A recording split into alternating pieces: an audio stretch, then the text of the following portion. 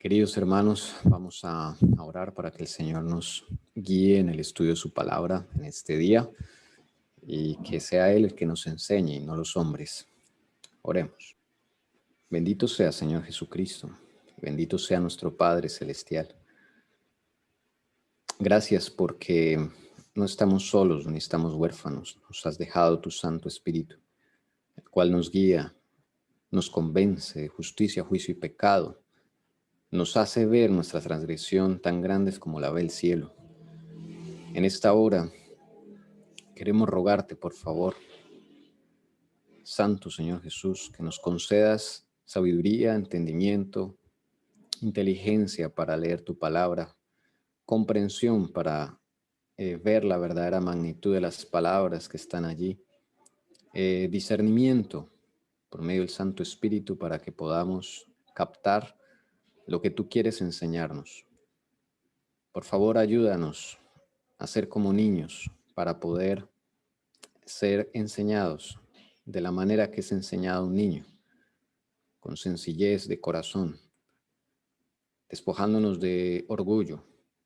Señor Jesús, ayúdanos a despojarnos de las tradiciones que no siempre son correctas. Ayúdanos a despojarnos de aquellas ideas preconcebidas que modelan nuestra mente y que no nos dejan avanzar. Danos la bendición de poder ser niños en tu reino, de poder ser sencillos, simples. Concédenos bendición al abrir tu palabra en esta hora. Al continuar con este tema, seas tú el que nos enseñes, y no los hombres. Lo pedimos en el nombre que es sobre todo nombre, el nombre de Cristo Jesús, nuestro Señor y Salvador. Amén.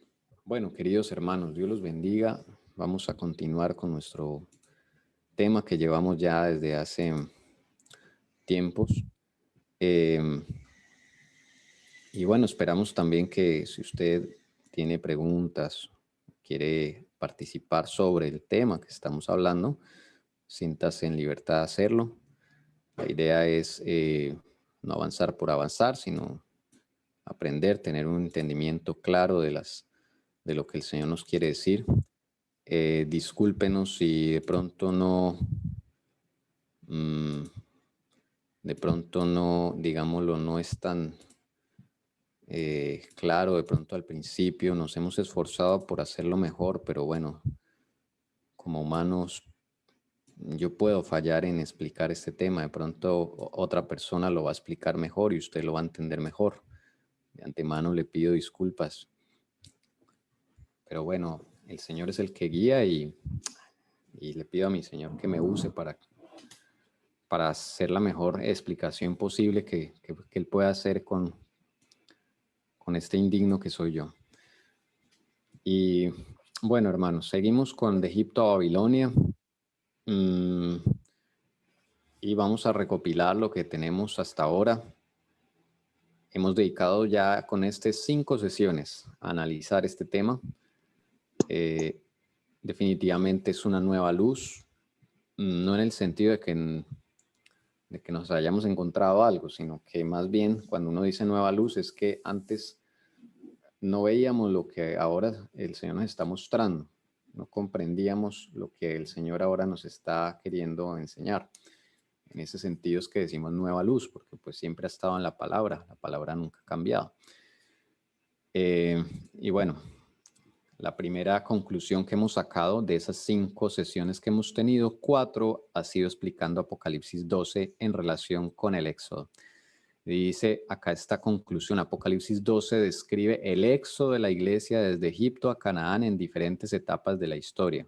Es una conclusión que personalmente, pues digamos, casi como que resume lo que hemos visto de por qué hemos dedicado tanto tiempo a Apocalipsis 12. Y Apocalipsis 12 es algo que debemos estudiar mucho. Lo dice el Espíritu Profecía, junto con el 13, el 14, porque esa es la columna vertebral de todo el mensaje profético para el último tiempo, para los 144,000, los que vamos a vivir en ese momento de la etapa de la historia que ya se está aproximando. Entonces es muy importante estudiar Apocalipsis 12. Y tal vez no lo hemos visto por ese lavado cerebral que nos han hecho durante años, no hemos visto realmente la magnitud de Apocalipsis 12.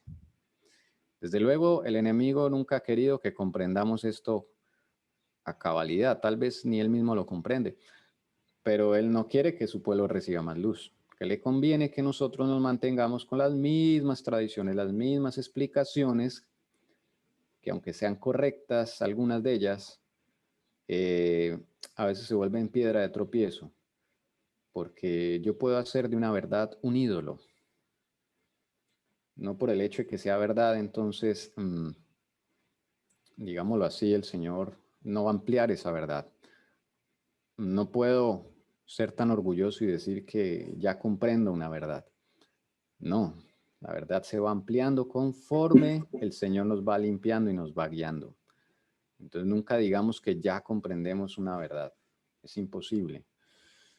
La sabiduría de Dios es algo incomparable y dice el Espíritu Profecía que cuando estemos en el cielo vamos a seguir estudiando, vamos a seguir mirando la Biblia, vamos a seguir comprendiendo cosas que aquí no podemos comprender porque está oscurecida nuestra mente.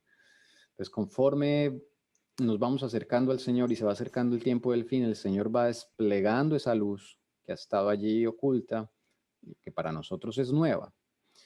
Entonces, es tan importante que nos despojemos de ese orgullo intelectual, de esas tradiciones. Apocalipsis 12 entonces describe ese éxodo de la iglesia desde Egipto a Canaán en diferentes etapas de la historia y lo vemos en tres personajes, lo hemos visto en tres personajes. Moisés, Jesús y los 144,000 cumplen la profecía de Apocalipsis 12. Hemos estado, digámoslo así, bien, estudiando Apocalipsis 12 a la luz de tres momentos en la historia. El momento del pueblo Israel antiguo con Moisés, el momento naciente del cristianismo con el Señor Jesús y el momento que sucederá con los 144,000 con el Israel moderno. Entonces, ha sido un paralelo para mí muy enriquecedor, gracias al Señor. Espero que para ustedes también. Entonces, vamos aquí a recordar los puntos que cumplen Moisés, Jesús y los 144,000. Número 1, el dragón intenta matar al hijo cuando nace, cumplido en Moisés, Jesús y los 144,000. Número 2, el hijo nace en condiciones difíciles, Moisés, Jesús y los 144,000. Ahí están todos los textos que hemos visto para demostrar esto que estamos afirmando. Número 3, el hijo es varón, se cumple en Moisés, en Jesús. En los 144,000 se cumple en el hecho de que el carácter que va a ser formado en los 144,000 es el de un varón, que es Cristo Jesús. Recordemos que los 144,000 es un niño espiritual, un nacimiento espiritual, no es un nacimiento físico. Número 4, el hijo de Apocalipsis 12 rige a los gentiles con vara de hierro. Va a haber un liderazgo allí. El mundo se va a trastornar, como Moisés trastornó al mundo en su época, o el Señor, o Dios trastornó al mundo a través de Moisés. En su época también trastornó al mundo a través de su Hijo Jesucristo y trastornará al mundo a través de los 144,000. Definitivamente a eso se refiere con que el Hijo rige a los gentiles con vara de hierro. El mundo va a ser trastornado, viendo cosas que nunca ha visto. Y número 5, el Hijo es arrebatado para Dios y para su trono. Ninguno de estos tres personajes conoce, digámoslo así, la muerte eterna. Jesús la conoció en su naturaleza humana solamente, pero el Espíritu de Cristo es eterno. Moisés fue arrebatado para Dios y para su trono. Él alcanzó a ser sepultado, murió como cualquiera de nosotros, pero fue resucitado. Entonces fue arrebatado para Dios y para su trono. Jesucristo, pues, ni se diga, nuestro Señor Jesús venció en este mundo la gran batalla de la vida y nos demostró cómo podemos nosotros vencer en su nombre. Y él fue arrebatado para Dios y para su trono. Y los 144,000 también, aparte de que conmocionará al mundo y trastornará al mundo, no van a conocer la muerte, ni siquiera los 144,000. Los tres son arrebatados para Dios y para su trono. Miren el privilegio de los 144,000. Moisés, digámoslo así, conoció la muerte momentáneamente, pero fue resucitado. Jesús también la conoció, pero fue resucitado. Y los 144,000 según entendemos, ni siquiera van a conocer la muerte, porque ellos van a estar vivos para cuando el Señor Jesús vuelva por segunda vez. O sea, ellos van a ser muy privilegiados. Y nosotros tenemos que apuntar a ese grupo.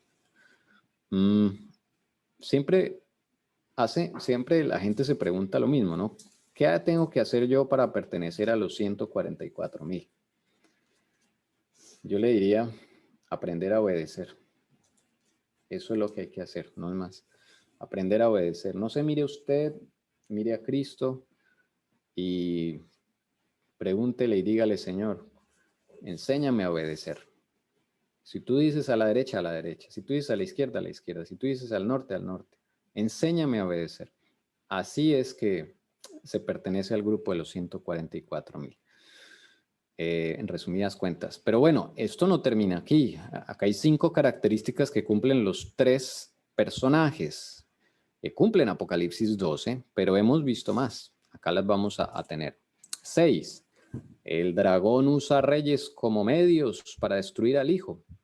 Entonces el dragón usó al faraón para destruir a Moisés, usó a Herodes para destruir a Jesús y usará el papado y el protestantismo apóstata para destruir a los 144,000. Desde luego, como los 144,000 son más, pues se le permite al enemigo ejercer más poder también, ¿no? Todo tiene que ser porque Dios es justo. Entonces, en este gran conflicto, pues sí, porque usted diría, ay, pero ¿por qué Moisés le tocó un enemigo y al pueblo de Israel solo un enemigo? Egipto, y a Jesús le tocó Herodes y digámoslo así, el imperio romano, pero a nosotros nos va a tocar 2 imperios. Bueno, pues es justo, porque es que los 144,000 van a tener muchos privilegios muy similares a los que tuvo Jesús, que ni siquiera tuvo Moisés. Entonces, todo es conforme a esos privilegios. Número 7. El arrebatamiento del Hijo genera una batalla entre Miguel y el dragón. Y ahí vimos que precisamente hubo una batalla en la época de Moisés. Jesús vivió una batalla en su época y ha vivido varias batallas, ¿no? Pero como digámoslo así, acá estamos hablando de la batalla por él haber venido acá a la tierra. Y los 144,000, pues también va a haber una batalla entre Miguel y el dragón, por eso 144,000. Está ahí en Daniel 12:1. Número 8. El Hijo vive un tiempo en Egipto y Dios lo saca de Egipto. Eso es otra característica de estos 3 personajes. Moisés es sacado de Egipto. A los 40 años es sacado de Egipto, vuelve a los 80 para sacar al pueblo de Israel. Jesús también vive una infancia en Egipto, unos 3 años y medio, con su papá terrenal y con su mamá terrenal. Y luego Dios los llama a Egipto cuando ya muere Herodes. Lo vimos también. Y pues los 144,000 pues también tienen que cumplir eso. Y hemos visto en Oseas 11:1, Oseas 9:3, los 144,000 tienen que salir de un Egipto moderno. Así como hubo un Egipto antiguo, hay un Egipto moderno. Número 9, el Hijo tiene don profético. Ese Hijo de Apocalipsis 12, esa es una nueva, digámoslo así, que ahorita vamos a revisar. Moisés tuvo el don profético. Jesús tuvo el don profético. Y los 144,000 tendrán todos don profético. ¿Ok? Esa es otra característica que el Señor nos mostró esta semana. Vamos a revisarla. Oseas 12:13. A ver, el don profético en estos 3 personajes. Primero, el texto clave que reúne a los 3 personajes, Oseas 12:13.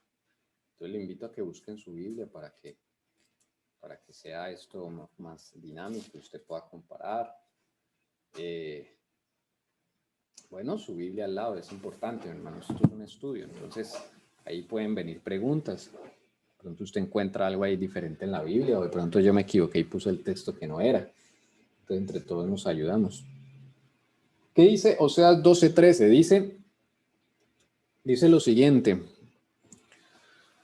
y por profeta hizo subir el Señor a Israel de Egipto, y por profeta fue guardado.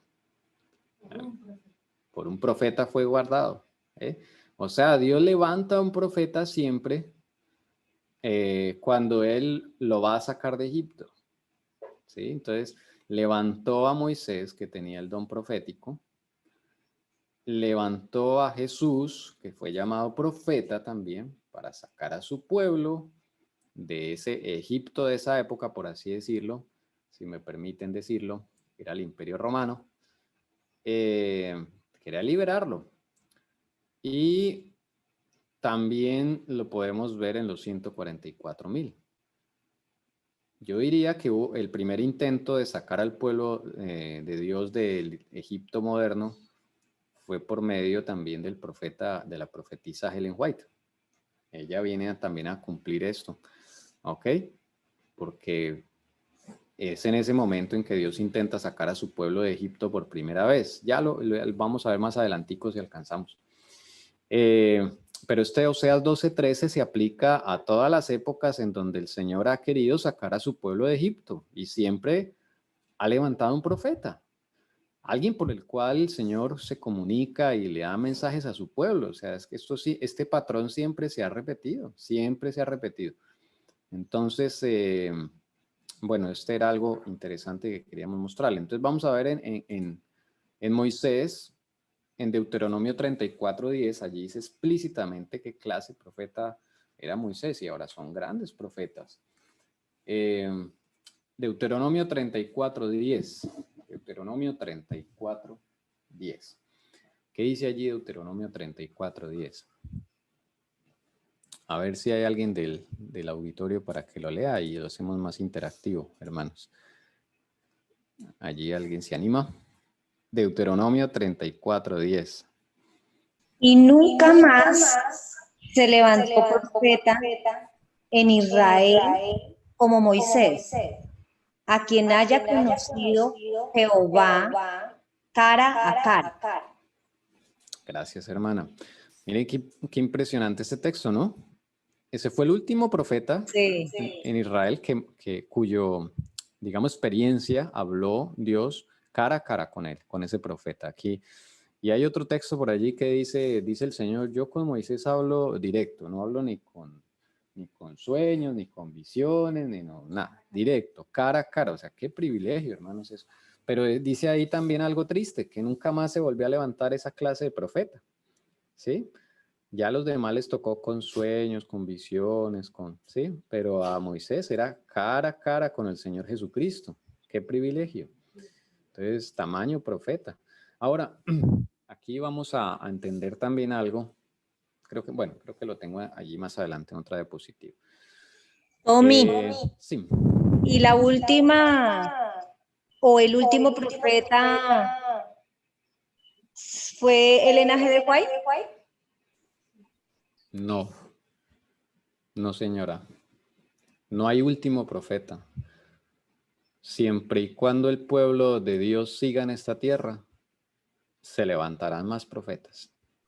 Ya. Muchos. Entonces eso hay que tenerlo claro porque no hay algo ni en la Biblia, ni en el Espíritu de Profecía que diga, este es el último profeta, ¿no? Ya vamos a ver quiénes son los últimos profetas en esta tierra. Importante pregunta la que hiciste, muchas gracias. Ya vamos a seguir con Jesús y luego seguimos con los 144,000 y ahí yo creo que va a estar más claro. Mateo 21:11. Mateo 21:11. Alguien del auditorio que lo quiera leer, por favor. Mateo 21:11. Aquí vamos a ver cómo llamaban a Jesús. Un texto muy pequeñito. ¿Cómo llamaban al Señor Jesús? A ver, ¿quién se anima? A ver, ya hay varios hermanos ya. Anímese, abra el micrófono y lea. Mateo 21:11. ¿Cómo llamaban a Jesús? Sí, porque acá es una faceta importante del Señor Jesús. Él tuvo el don profético, ¿ok? A ver, hermano Alexander, hermana Leonor, hermana Geldi, hermano Jack, HT, no sé quién será HT, pero bienvenido, puede participar. Ya Lucy participó, hermana Patti, ¿quién más hay por ahí? A ver, ojalá no estén por ahí haciendo otras cosas, ni hablando por teléfono, ni... ¿Ok? Participo yo otra vez. Nadie quiere hablar. Bueno, hermana, hágale pues. Y la gente decía, este es Jesús, el profeta de Nazaret de Galilea. ¿Cómo entonces, gracias hermana Lucy, cómo entonces Gracias a ti. llamaban, cómo llamaban entonces a Jesús? Mira, qué bonito. Y los acompañantes decían, este es Jesús, el profeta de Nazaret de Galilea. Entonces Jesús también era conocido como profeta. Jesús tuvo 3 roles, ejerció 3 roles, profeta, sacerdote y el rey. Entonces mire qué bonito esto. Entonces Jesús también tuvo el don profético, ¿ok? Y vamos con los 144,000. Aquí es donde van a ser 144,000 profetas y esto va a contestar también la importante pregunta que hizo la hermana Lucy. Entonces vamos a Joel 2, 23 y 28. A ver, entonces hay alguien del auditorio. Vamos a ver, a despertar aquí a los hermanos. A ver, alguien diferente a Lucy, la hermana Lucy. Si quiere leer, por favor, anímese. Están muy callados, hermanos. A ver. Hermana Marta. Vosotros también, hijos de Sión, alegraos y gozaos en Jehová vuestro Dios, porque os ha dado la primera lluvia a su tiempo y hará descender sobre vosotros lluvia temprana y tardía como al principio. Y después de esto derramaré mi espíritu sobre toda carne, y profetizarán vuestros hijos y vuestras hijas, vuestros ancianos soñarán sueños, y vuestros jóvenes verán visiones. Gracias, muchas gracias, mamá. Entonces, este texto es muy clave, porque este texto es para los 144,000. ¿Por qué yo sé, o por qué sabemos que son para los 144,000? Se dice a los hijos de Sión. Y Sión es el lugar donde están reunidos los 144,000, allá en Apocalipsis 14. ¿Sí? Entonces dice el Señor, alégrense, porque el Señor va a dar lluvia temprana y lluvia tardía. Ese es el derramamiento del Espíritu Santo. ¿Ok? Y dice, y después de eso, dice, será que después de esto derramaré mi espíritu sobre toda carne y profetizarán vuestros hijos y vuestras hijas, vuestros viejos soñarán sueños y vuestros jóvenes verán visiones. Y acá es donde me quiero detener en explicar un poco qué es ser profeta, qué es tener el don profético. Entonces, mucha atención a esto, hermanos. Mire, el don profético, y ahorita vamos a ver unos textos para eso, no fue dado para adivinar cosas, por favor. Entonces, cuando hablamos de un profeta del Señor, el profeta no fue dado para ser un adivino. Un profeta es para dar un mensaje de parte del Señor. Es un instrumento. Entonces, no es que él sea un adivino. Eso lo ha puesto Satanás a través de los medios de comunicación, de las películas y todo eso, que ponen ahí a los adivinos con una bola de cristal, y entonces quedamos con la idea de que si un profeta no adivina el futuro, entonces no es profeta del Señor. O sea, quítese eso de la cabeza, por favor, porque eso no es ser profeta del Señor. ¿Ok? Dígame usted, ¿qué adivinó Juan el Bautista? ¿Qué profecía dio Juan el Bautista? Y él era un profeta más grande que él no se ha levantado, dijo el Señor Jesús. Que iba a venir uno más grande que él. No, ya estaba ahí, ya estaba. Pero yo digo que, pues en mi pensamiento, yo digo que él dijo exactamente eso, él fue quien lo identificó porque Dios así se lo reveló a él, para que todos lo pudieran mirar. Él fue el que preparó el camino. Y lo que dice la hermana Helen White, no hubo un profeta mayor que la palabra también lo dice, porque es que precisamente esta semana en la oración yo le decía al Señor, claro, él te pudo palpar, te pudo ver, o sea, te vio literal y te palpó. O sea, un gran privilegio el que tuvo Juan el Bautista. Lo bautizó. Lo bautizó, claro, se imagina. Y él no revela, o sea, si Dios no le revela a él, era el que había, nadie se ha dado cuenta, estaba dormido y en otras cosas. Claro, entonces voy a reformular mi tesis. Miren, desde luego, a un profeta se le revelan cosas cosas que ni él sabe ni los demás saben, pero no necesariamente tiene que ser un evento para adivinar el futuro. O sea, por ejemplo, a Juan se le hubiera podido revelar que Jerusalén iba a ser destruida en el año 70, ¿sí? O que el Imperio Romano iba a caer en el 538. Okay. Me estoy refiriendo a esas profecías de tiempo en donde Juan el Bautista no tuvo ninguna de esas. Sí tuvo, claro, la mayor revelación que se le dio a él era quién era el Mesías, pero no se le dio a él eventos en el futuro, ¿sí? Para, digámoslo así, para profetizar eventos en el futuro. Y que el tiempo se había cumplido, en que debía aparecer. Yo lo que veo es que, digamos, cuando Dios levanta profetas, es dependiendo de las, o sea, de las etapas, de acuerdo a todos los otros profetas, como tú dices, que dieron el tiempo de lo que iba a acontecer en las ciudades como pueblo, pero eso no lo tuvo Juan. Gracias, Elcira.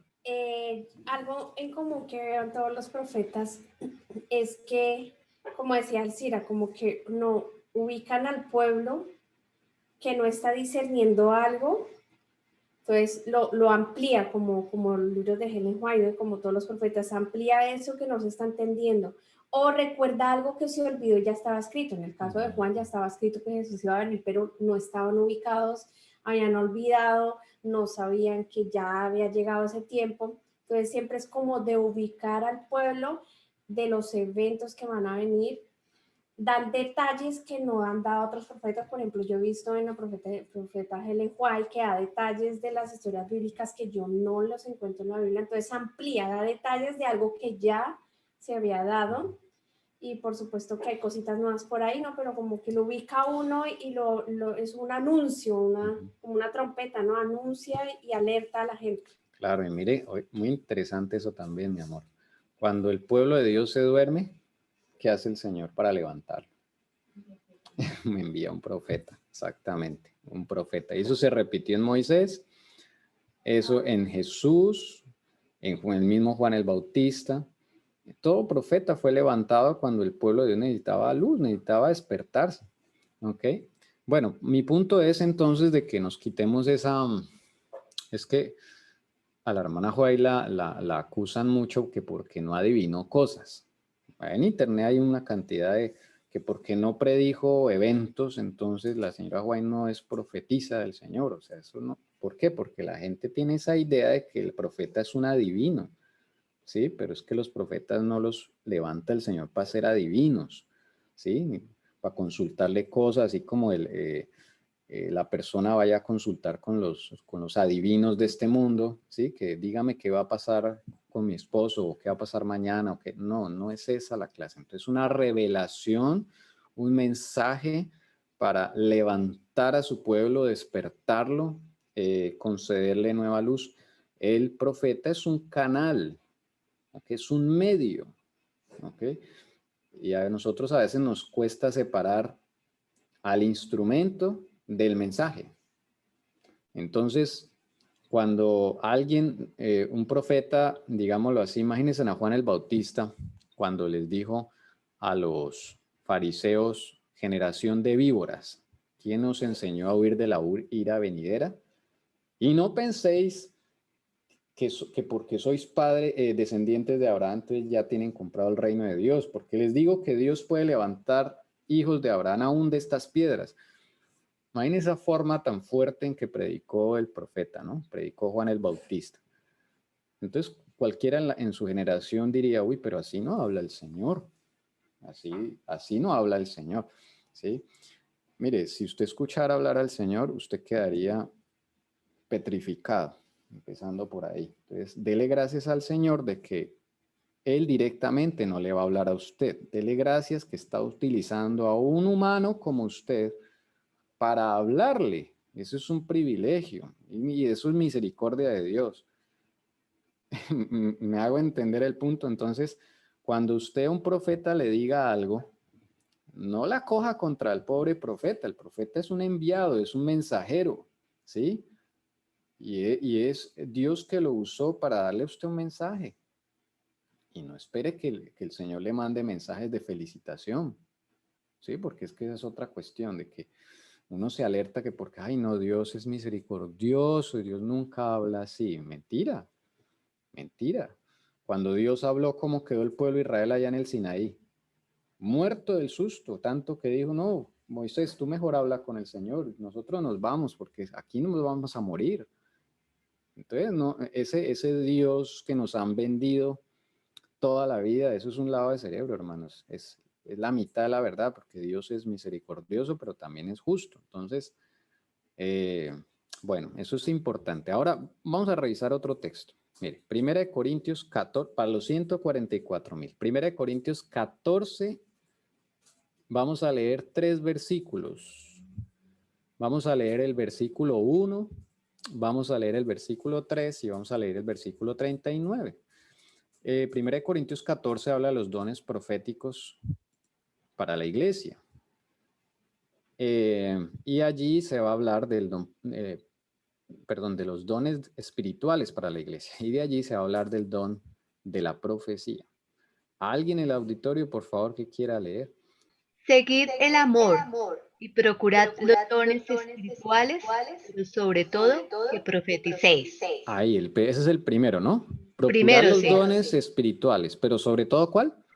Profeticéis. Ah, mira. Bueno, versículo 3.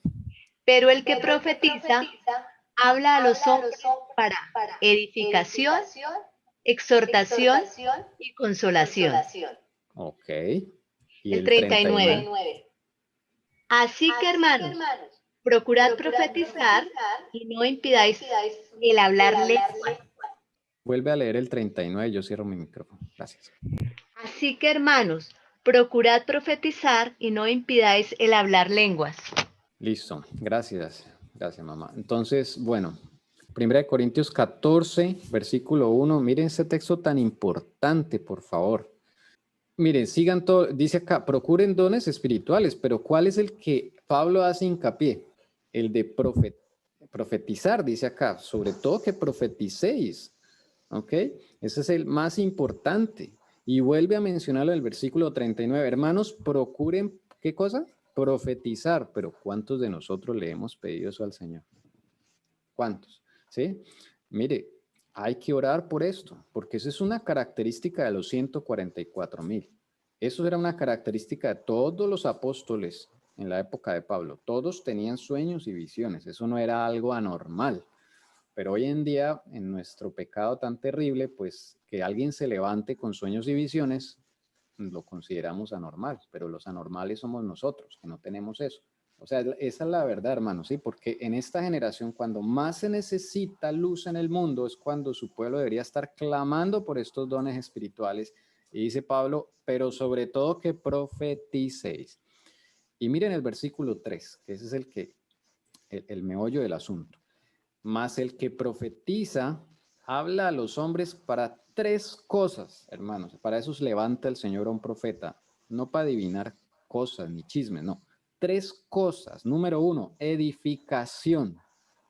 Edificar algo. Cuando uno va a edificar algo es porque o está destruido o no existe. Entonces hay que edificarlo. Con la palabra profética se edifica esos muros espirituales. Número 2, exhortación. Y ahí es donde les decía, no espere que un profeta a usted le vaya a hablar cosas bonitas todo el tiempo. No, porque hay momentos de exhortación. O sea, hay momentos en que lo debe a usted conmover, porque si no lo conmueve el Señor, pues usted ahí se queda dormido. Hay momentos que uno necesita que lo conmuevan, ¿sí? Y lo tercero, consolación. Entonces también hay momentos de consolación que la persona o el pueblo necesita ser consolado. Entonces ahí está el profeta dándole palabras de aliento de parte del Señor, todo eso, ¿sí? Miren, hermanos, el tener sueños y visiones es un privilegio que tengamos en nuestro grupo a la hermana Elcira, porque Dios le ha dado el don profético. Y para mí eso es un privilegio, ¿sí? Un privilegio. Pero no quiere decir que los demás del pueblo del Señor no puedan tener ese don profético. Acá lo estamos demostrando. Tenemos que pedirlo. Cuando usted tiene un sueño, que el Señor le muestra a usted un defecto de carácter en un sueño, Eso es don profético, aleluya. Bendito sea el Señor, ¿sí? Cuando el Señor le da un mensaje de exhortación, de edificación, de consolación, eso es tener el don profético, ¿sí? Entonces, hermanos, así funciona la inspiración, ¿sí? Y eso lo necesitamos mucho. Yo le doy gracias a Dios, primero, porque la hermana Elcira, por lo menos para mí y para mi esposa, ha sido de mucha bendición ese instrumento maravilloso que el Señor ha dejado. Y déjenme decirles que a veces nos ha conmovido muchísimo y nos ha tenido que trancar y hablar con firmeza. Y en el momento tal vez uno se enoja, tal vez uno por el orgullo de uno, no dice, ay, no, el Señor no habla así. Mentira. Entonces hemos aprendido con el tiempo a valorar eso muchísimo, hermanos. Y yo les invito a que también valoren eso. Valoren eso y además pidan, hermanos, ese don profético. Y le doy gracias a Dios también porque, bueno, el Señor también me ha dado visiones y me ha dado, no visiones, pero sí sueños muy significativos que han cambiado mi vida muchísimo. Y bueno, gracias a Él que podemos profetizar. Entonces los invito, hermanos, a que también pidamos ese don. Ese don no es exclusivo de la hermana Elcira, ni de los líderes, no. Los 144,000 van a tener ese privilegio. Así hay 3 comentarios. Estoy muy de acuerdo con eso.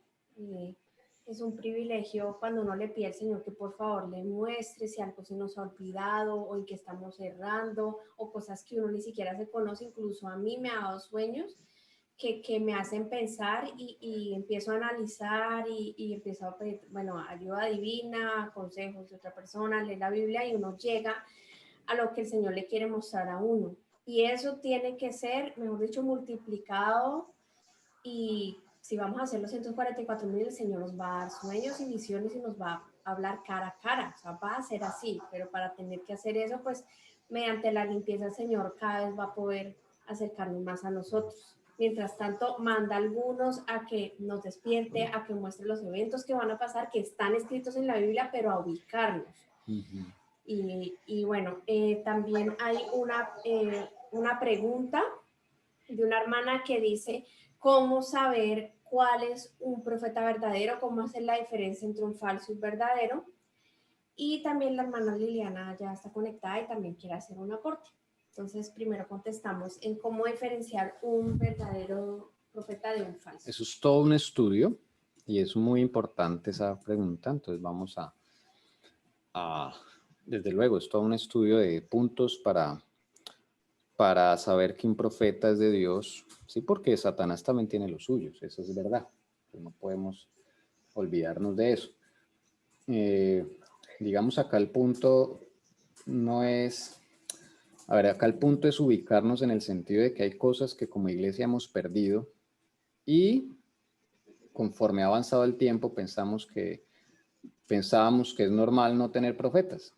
Resulta que los anormales somos nosotros de no tenerlos, ¿sí? Por el mismo estado espiritual de la iglesia.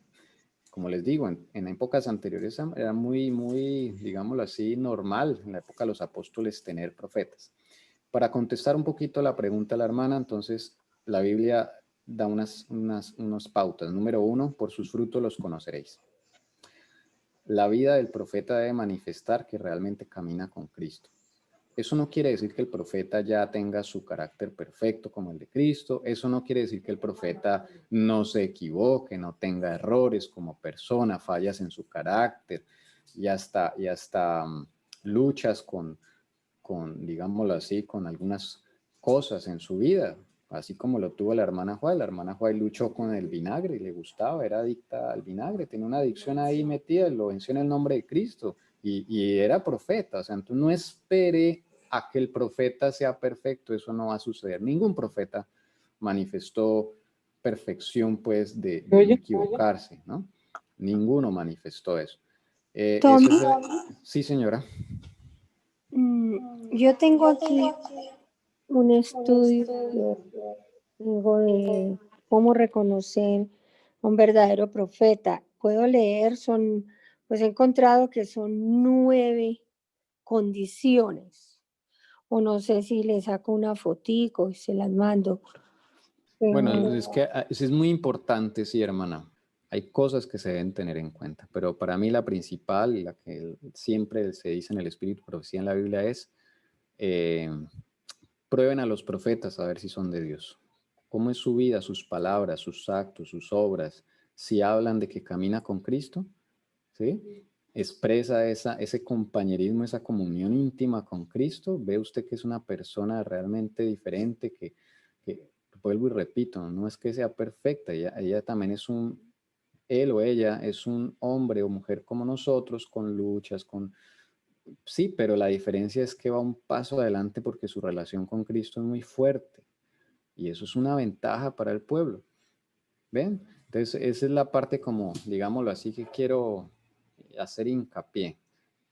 Y también algo que yo he experimentado, tanto cuando el Señor utiliza a mi esposo para mandar un mensaje del Señor, sea consuelo o sea de amonestación, también mediante el CIRA, que ha sido una ayuda hermosa y ha mandado mensajes maravillosos para nuestra vida, para mí.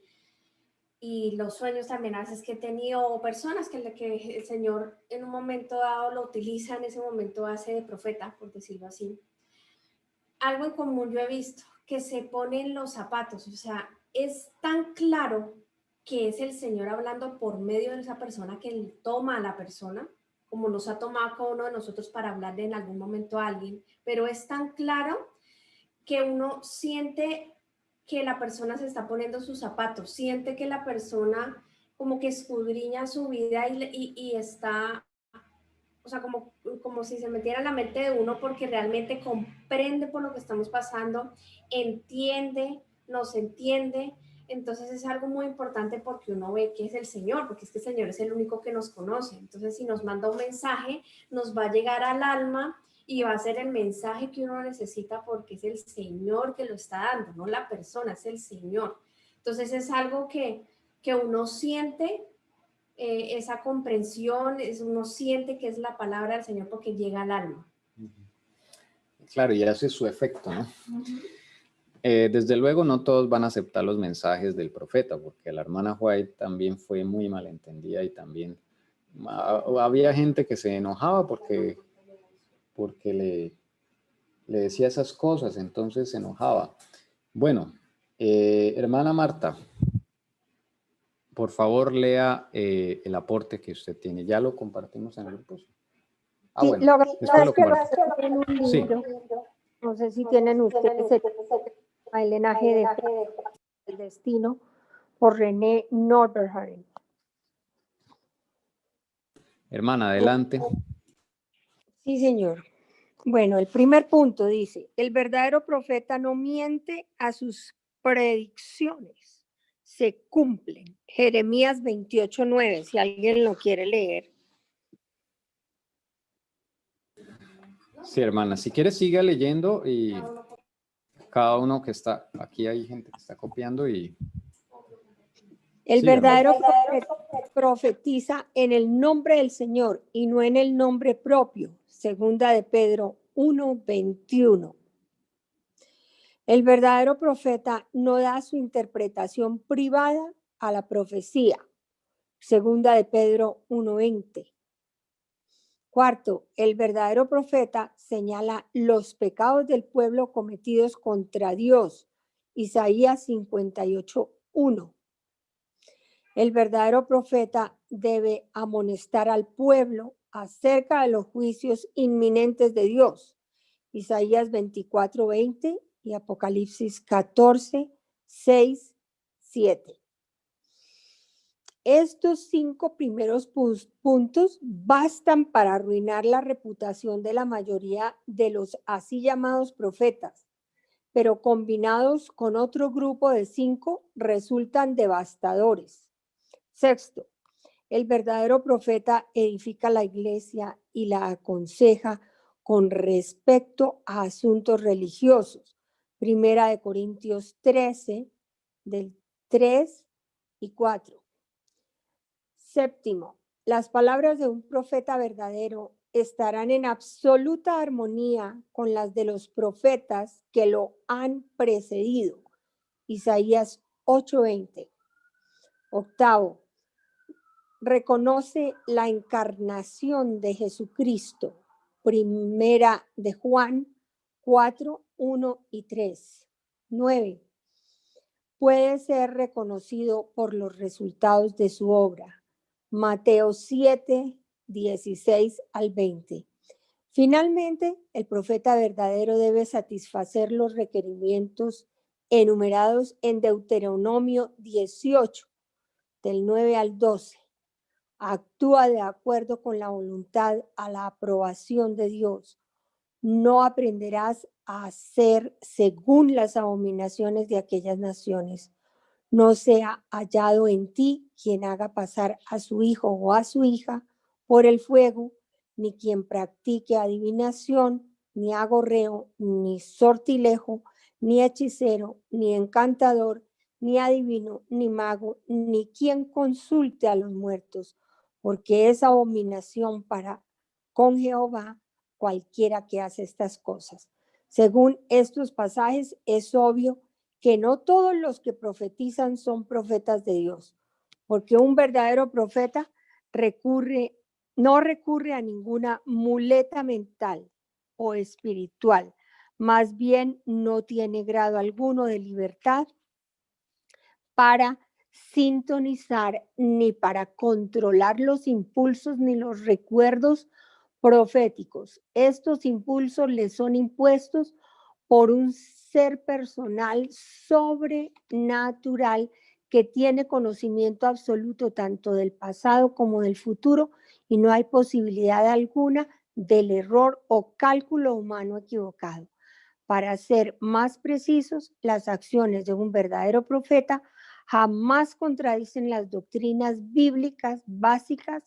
Por el contrario, apoyan y fortalecen los preceptos ya establecidos. Gracias, hermana. Importante. Ahí lo vamos a compartir para que podamos tenerlo. Me dicen que la hermana Liliana iba a hacer algún aporte. Si está por allí, por favor, puede activar el micrófono y puede hacer su aporte. Buenos días, feliz sábado. Feliz Shabbat, que la bendiga, hermano. Adelante, por favor. Muchas gracias. La verdad es que tengo que investigar más para poder hacer la pregunta. Porque hablando con muchas personas, algunos me dicen que después de Elena de White ya no hay más profetas. Pero con los versículos que tú has dado, tengo que investigar más, realmente. Ok, hermano.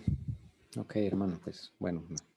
Pero de todas formas, pienso que algunos me dicen que no hay más profetas. Y algunos dicen, no solamente tú de este estudio, y especialmente que en el futuro será a los jóvenes para revelar sus acontecimientos. Y lo que dice Joel 2, 23, 28, creo que es para tener un estudio más profundo sobre el tema, creo. Gracias, hermana, por su aporte. Claro que sí. Bueno, interesante.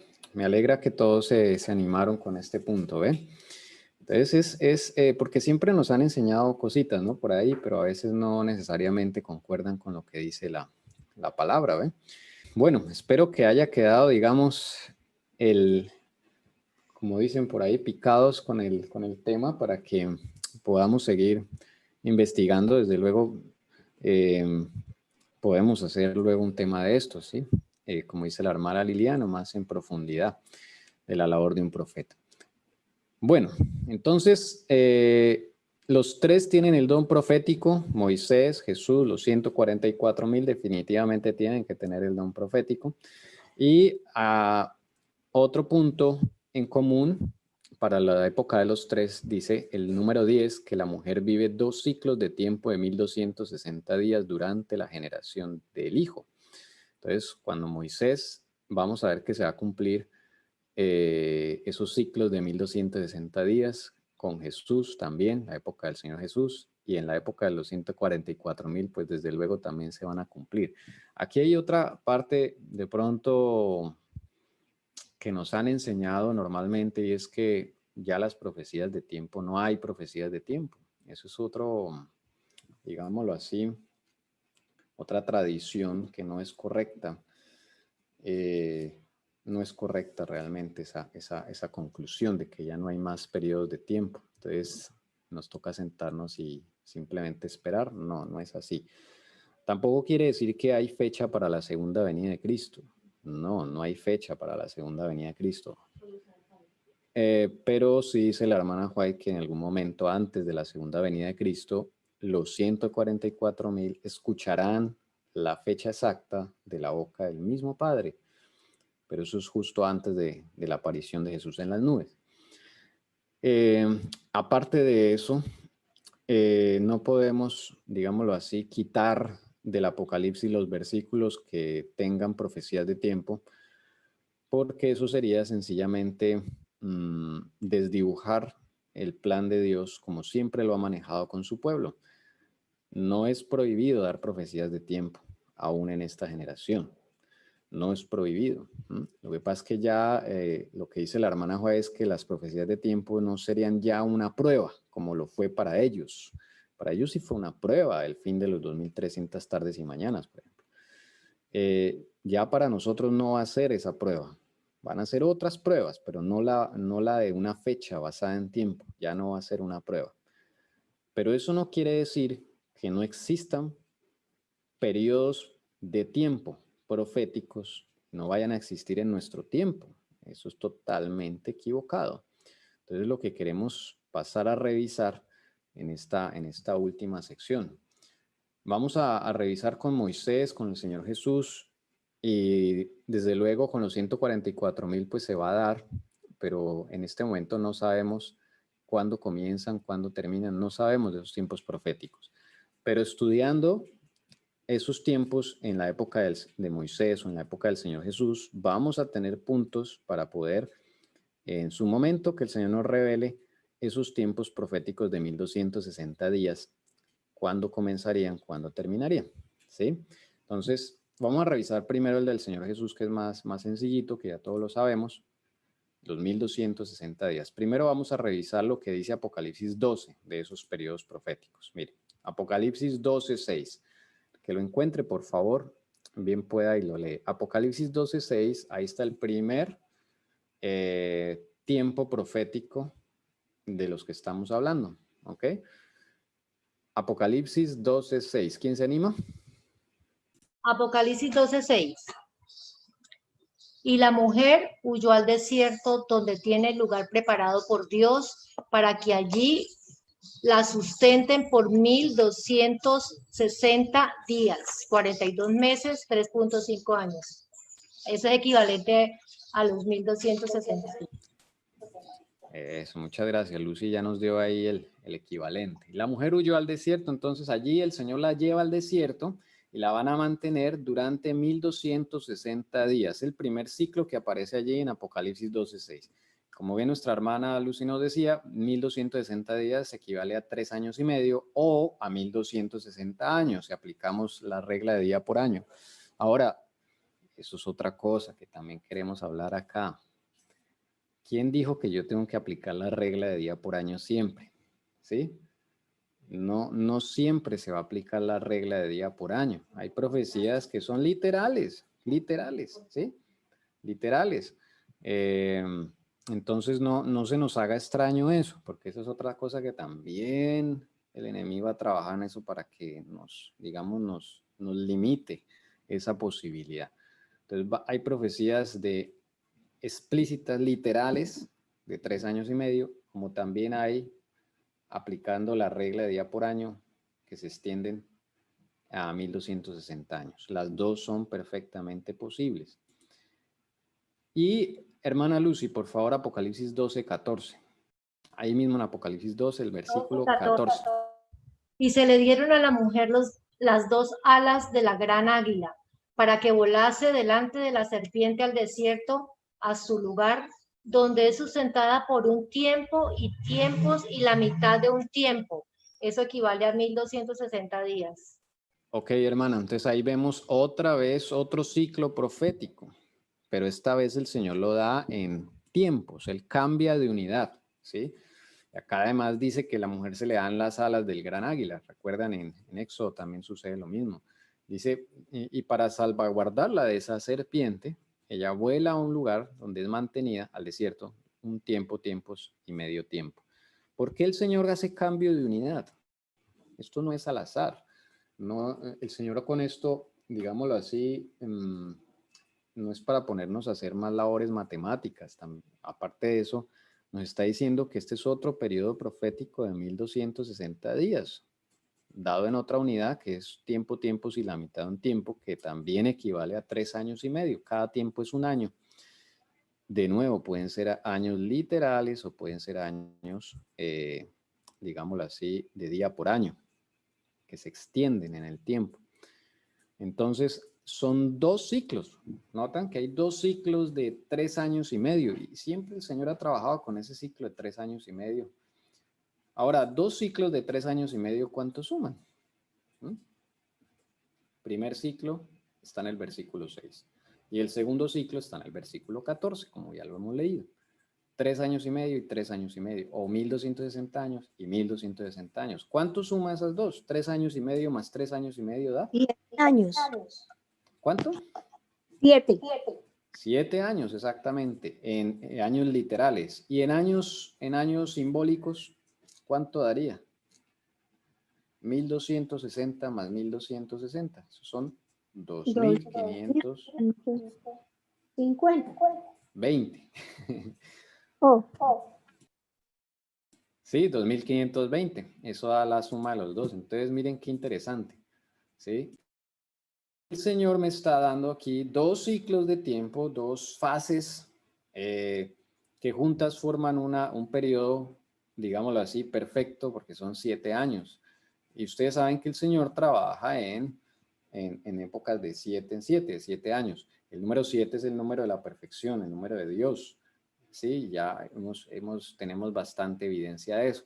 Entonces, miren qué interesante esto. Entonces, ahora vamos a verlo en la vida de Jesús, que es muy sencillo. En Daniel 9:27 hay una profecía que todos conocemos, la profecía de las 70 semanas. Y dentro de esas 70 semanas, la última semana me da una clave aquí, por medio del profeta Daniel, me da una clave. Voy a leer esta, dice lo siguiente, 9:27. Daniel 9:27. Y él hará un pacto firme con muchos por una semana, pero a la mitad de la semana pondrá fin al sacrificio y a la ofrenda. ¿En qué momento era que el Señor Jesús iba a poner fin al sacrificio y la ofrenda? A la mitad de la semana. ¿Cuántos días tiene una semana? 7. ¿no? Exacto. Entonces, la mitad de la semana, ¿cuántos días son? La mitad de 7, ¿cuánto 3 y es? medio. 3 y medio, 3 días y medio.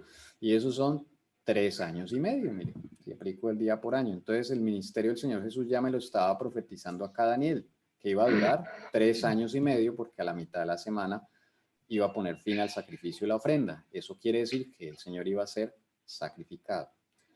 ¿Listo? Entonces, ¿a qué vamos a contar? El Señor Jesús se bautiza en el año 27, en el otoño. ¿Por qué? Porque esta profecía de Daniel 9:25 está atada con el decreto de Artajerjes y eso se cumplió en otoño. Y bueno, no voy a entrar en todo esto porque eso también hace parte de otro tema, pero básicamente la profecía de las 70 semanas inicia en un otoño y tiene que cumplirse en otro otoño. Y en el otoño del año 27 es el Señor Jesús quien se bautiza. Ahí empieza su ministerio. ¿Ok? Ahí empieza su ministerio. Si le sumamos 3 años y medio, pues vamos a llegar a otro momento en donde Él muere y resucita. Y eso fue en el año 30, en la primavera, en la Pascua del año 30, es primavera. Ahí está el texto bíblico. Entonces, ¿cuánto hay del año 27, otoño, al año 30, primavera? 3. 7, 8, 9, 3 y medio. 3 y medio. Perdón, acá es año 31, perdón, acá me equivoqué. A ver, corrijamos. Porque, a ver, al año 30, perdón, gracias. Aquí al año 31, sí, ahora sí. Año 31 romano, ¿no? Año 31 romano. Gregoriano. Eso, gregoriano. Bueno, sí, ok. Dejémoslo así. Entonces, año 31, primavera. Del año 27 al 28, del otoño del 27 al otoño 28, un año. Al otoño del 29, 2 años. Al otoño del 30, 3 años. Más medio año me da la primavera. ¿Okay? Ahí está, 3 años y medio. Así es que el conteo. Entonces, el Señor Jesús cumple ese primer ciclo de 3 años y medio, ¿no? El Señor siempre trabaja, Dios siempre trabaja en esos ciclos. Ahora viene otro ciclo. Después de que Jesús asciende al cielo, ¿sí? Hay una batalla en el cielo y luego viene otro ciclo de 3 años y medio para la iglesia, que es el segundo, cuando llega Sestio Galio a Jerusalén y se cumple la señal que el Señor Jesús les dio a los apóstoles, a todas las personas que vivían en esa época, de que cuando vieran a Jerusalén rodeada de ejércitos era el momento de salir. ¿Ok? Pues bien, Sestio Galio llega en el año 66, hay una página que se puede corroborar en el conflicto de los siglos, que además es histórica. Sestio Galio llega a Jerusalén, llega para la fiesta de los tabernáculos.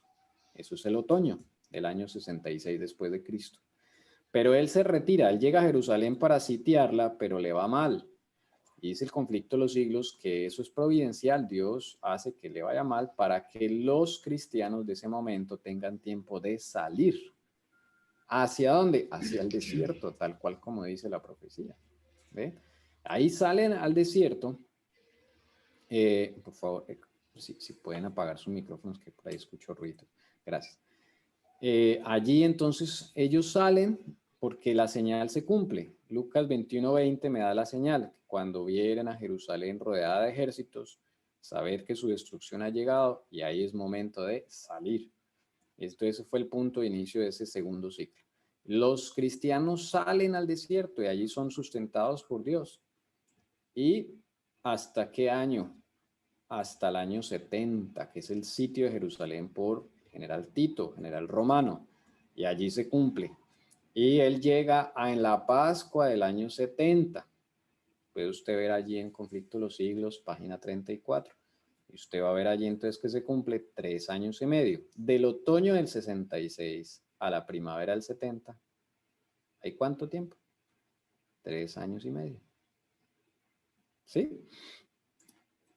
Es sencillo. Mire que se cumplen esos ciclos una y otra vez. Si hay alguna pregunta, algún aporte, por favor, puede intervenir. Entonces, esto se cumple en la época del Señor Jesús, esos 3 años y medio. ¿Ok? Y bueno, yo creo que en la siguiente, que es la de Moisés, yo creo que ahí terminamos. Esa sí es clave. Aquí yo voy rápido en la de Jesús porque, pues, primero pienso que muchos ya la conocemos. Segundo, bueno, los que no, de pronto, aquí están los textos para que usted pueda leerlo por usted mismo. Le recomiendo el Conflicto de los Siglos en el capítulo 1, sobre todo este segundo ciclo de 3 años y medio. Bien, pero vamos a detenernos más en la de Moisés. Mire, vamos a detenernos más en la de Moisés. Salida de Egipto. A ver las hermanas que participan, a ver. ¿Cuándo salen de Egipto? ¿En qué época del año salen de Egipto los israelitas? ¿En qué época del año? Lo primero que tenemos que tener en cuenta. Otro dato. ¿Cuántos años tenía Moisés cuando hablaron ante Faraón? ¿Cuántos años tenía Moisés? Y Aarón, de paso.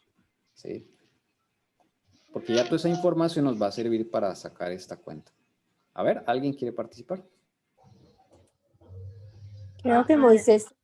80 años tenía Moisés. Moisés tenía 80 años. Gracias. 80 años. ¿Y en qué época salen ellos de Egipto? Sale el pueblo de Egipto. En fiesta. ¿En qué fiesta salen? La Pascua. Eso, muy bien, muy bien. Pascua. Ese es el año 1. Ese es el primer año. Cuando salen de Egipto en la Pascua, 14 del primer mes, ahí salen de Egipto. Y Moisés tenía, cuando habló con Faraón, que es previo a que salen, él ya tenía 80 años.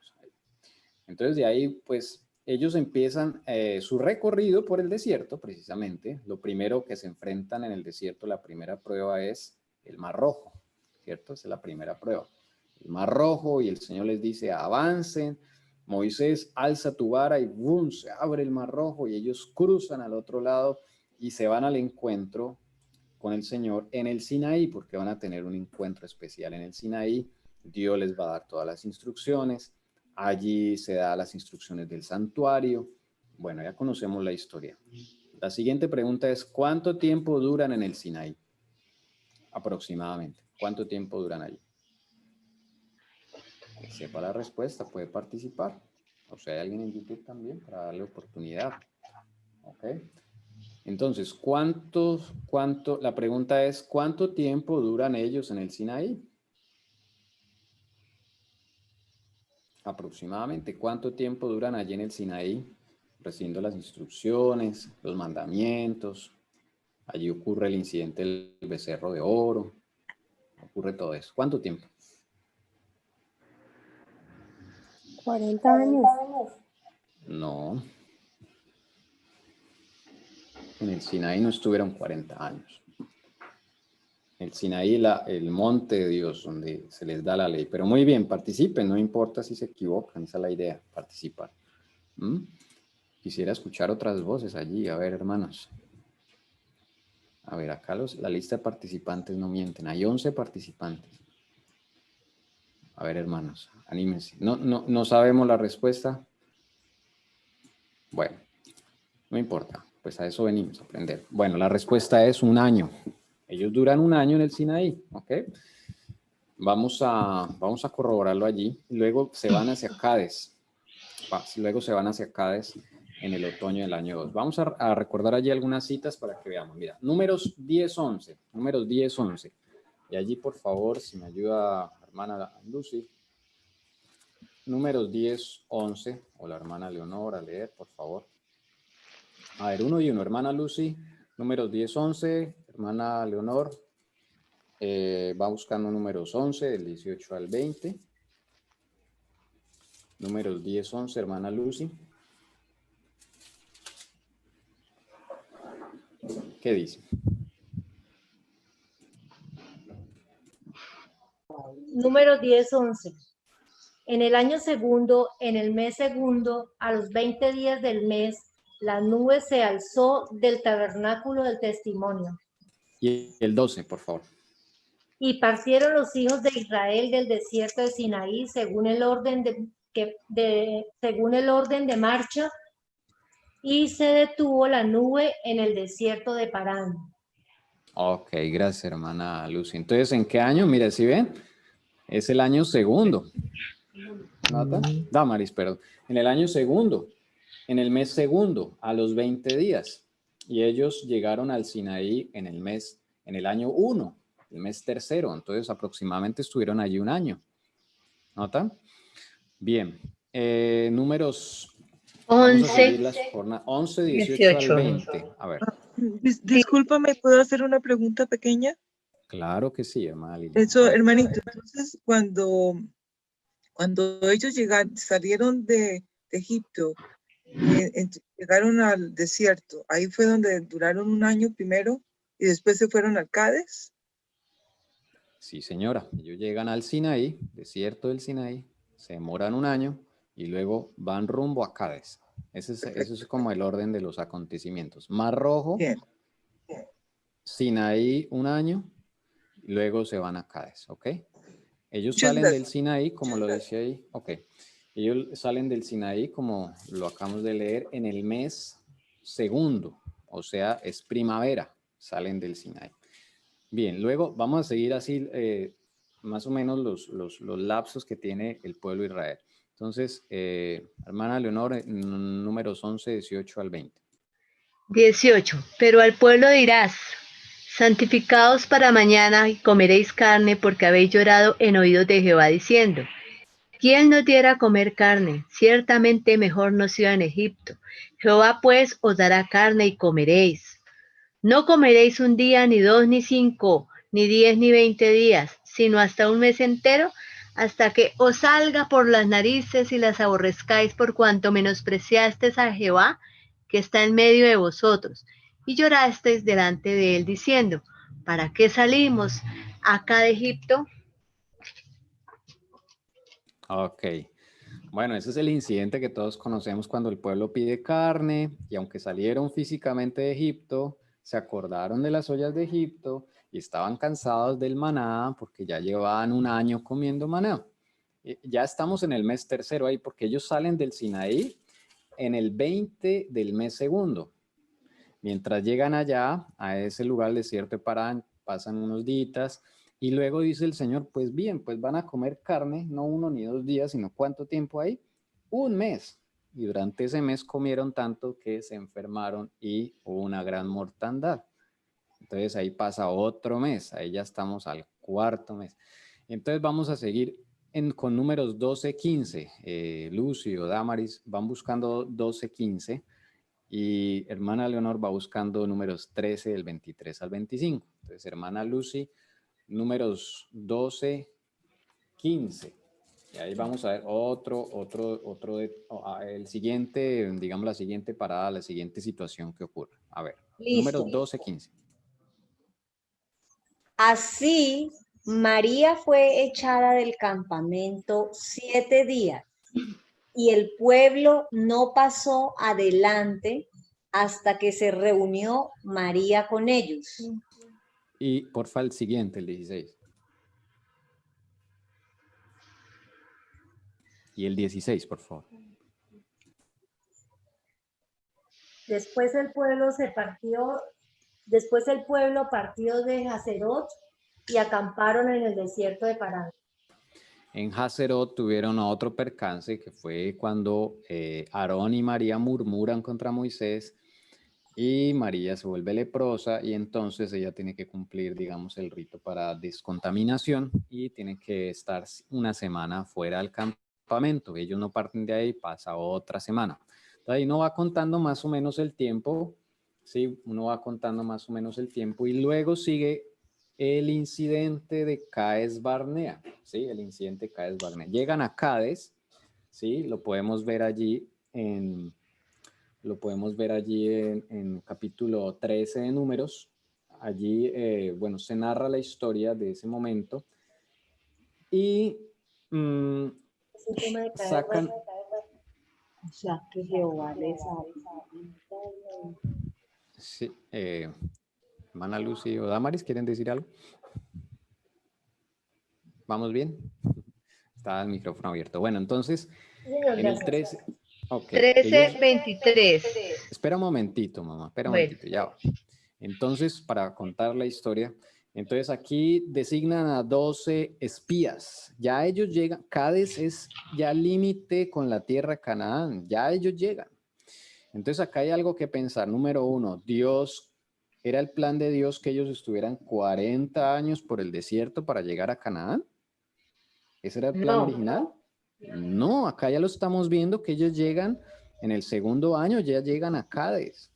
Ya están listos para pasar. Y lo primero que hacen es reconocer la tierra. Envían 2 espías que eran príncipes del pueblo de Israel. Ahí pueden leer la historia en Números 13. Y esos espías van, ¿cierto? Reconocen la tierra y 10 de ellos se asustan, dan un informe desfavorable e influyen sobre el pueblo. Pero hubo 2 que no se asustaron. Hubo 2 que mantuvieron su fe y dijeron, sí, el Señor nos va a dar esta tierra. ¿Ok? Pero hay un detalle allí que es lo que va a leer la hermana Leonor en Números 13, 23 al 25. ¿Qué dice? Dice, y llegaron hasta el arroyo de Escol y de allí cortaron un sarmiento con un racimo de uvas el cual trajeron 2 en un palo, y de las granadas y de los higos. Y se llamó aquel lugar el Valle de Escol, por el racimo que cortaron de allí los hijos de Israel, y volvieron de reconocer la tierra al fin de 40 días. ¿Cómo eran de grandes esos racimos? Claro, eran gigantes. Y además no solamente racimos de uvas, sino allá dice granadas e higos. Este dato es importante porque las uvas, las granadas y los higos ya estaban maduros, ya estaban listos para cosechar. Y esos elementos se dan para el otoño, ya estaban en otoño. Y pasan 40 años allí reconociendo la tierra. Esos frutos salen terminando verano y comenzando otoño, en el hemisferio norte me refiero. Terminando verano y comenzando otoño. Entonces, cuando ellos ya traen esas frutas, nos indica que esto ya está en el inicio del otoño, por lo menos, ¿sí? Entonces, miren que el plan del Señor era, si ellos ya estaban listos para pasar, el plan del Señor era llevarlos a Canaán, hacer la conquista y hacerlo todo en 3 años y medio. Mira acá, ¿cuánto tiempo llevan en este momento cuando están en Cádiz? De la primavera del año 1 al otoño del año 2. ¿Cuánto tiempo están ya? Primavera del año 1 a otoño del año 2. Ya un año. Año y medio. De la primavera del año 1 a la primavera del año 2, un año. Más el otoño, ya año y medio, 6 meses. Siempre de primavera a otoño hay 6 meses. Entonces, año y medio, miren que ya el Señor ya estaban cerca. Si ellos hubieran tenido fe, lo que seguiría ahí es la conquista de Canaán. Una cosa es llegar a Canaán y otra cosa es hacer la conquista. Entonces ellos ya ahí estaban listos para la conquista. Pero sucede el problema. Entonces empiezan a murmurar, ay, mejor hubiéramos muerto en Egipto. La misma frase de siempre. Ojalá no salga de los labios del Israel moderno esas frases, ¿no? Ojalá nos hubiéramos quedado en Egipto. Ay, era mejor el sistema antiguo. Cuando hagan el reseteo no vamos a desear el sistema antiguo, ¿no? Hay que avanzar, hermanos, porque eso trae nuevos retos. Bueno, entonces aquí vienen el dictamen del Señor. El dictamen del Señor. 40 años de castigo les da a los israelitas. Números 14, 20 al 35. Entonces vamos a leer de ahí solo el versículo 20, 21 y 22. Del 20 al 22 vamos a leer primero. Entonces, hermana Lucio, Damaris, por favor. Números 14, 20 al 22.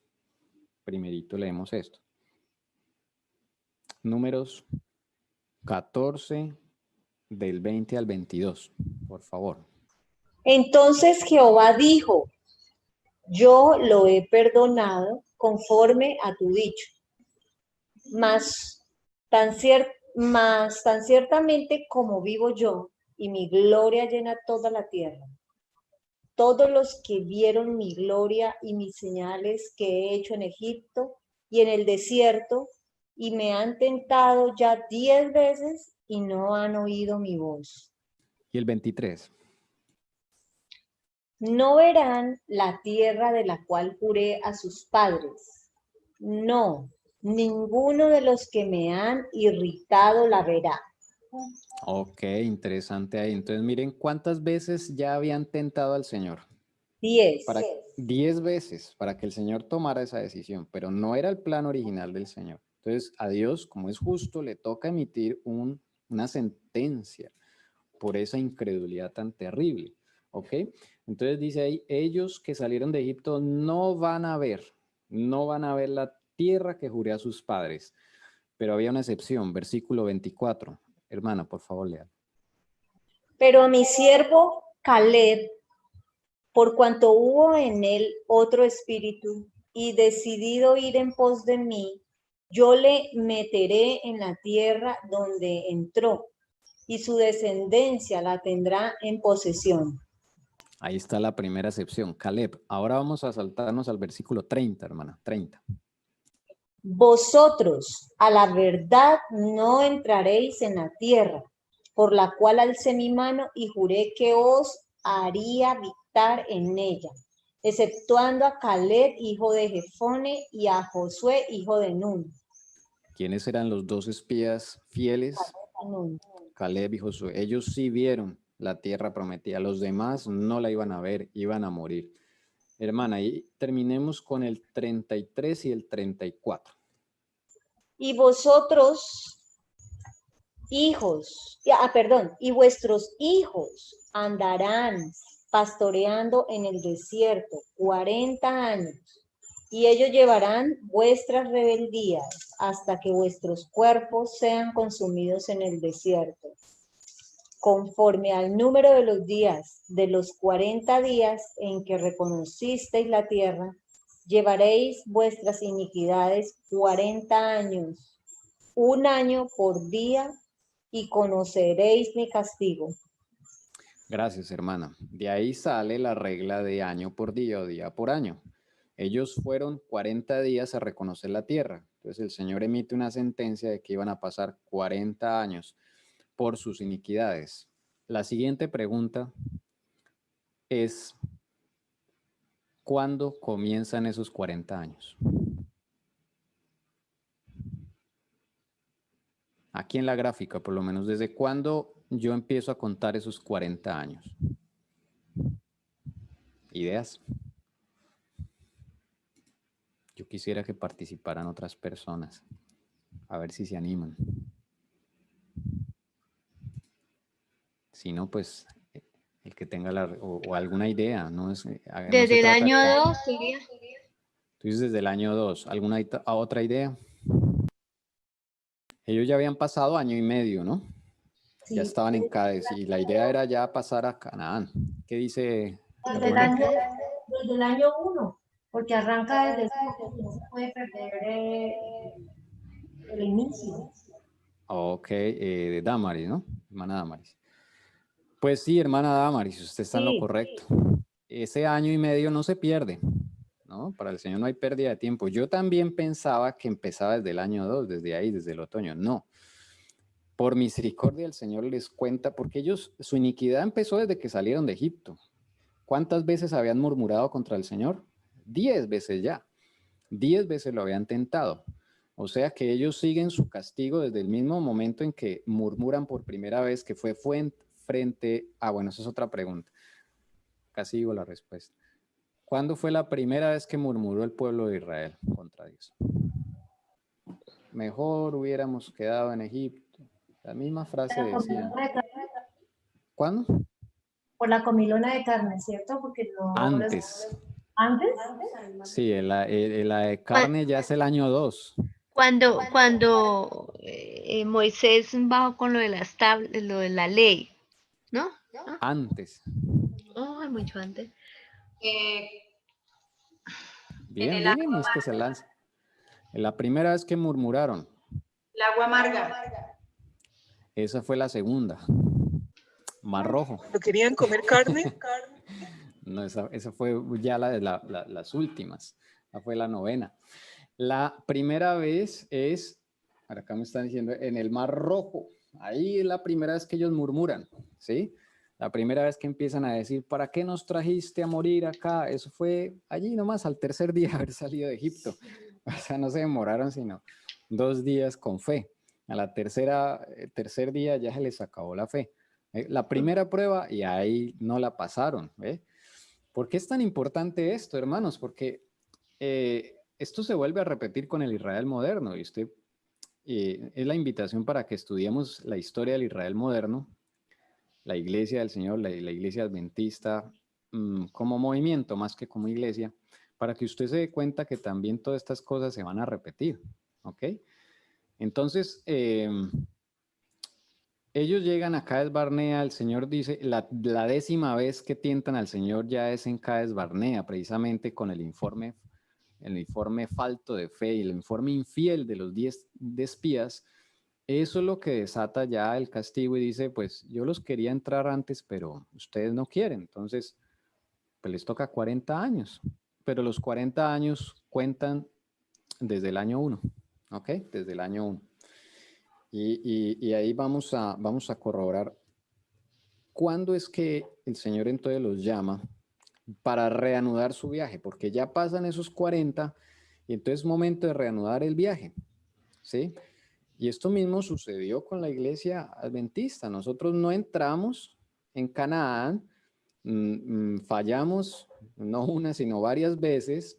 Yo no sé si 10, no sé, no las he contado cuántas veces hemos fallado como pueblo así, digamos, momentos claves, pero por lo menos sí tenemos la de 1844 en el Gran Chasco y la de 1888 en Minneapolis. Esas son las dos veces por lo menos que yo veo que el pueblo ha fallado y no ha aceptado la luz que el Señor le ha dado, falló la fe y por eso es que estamos todavía aquí, ¿sí? Todavía estamos en el Egipto moderno.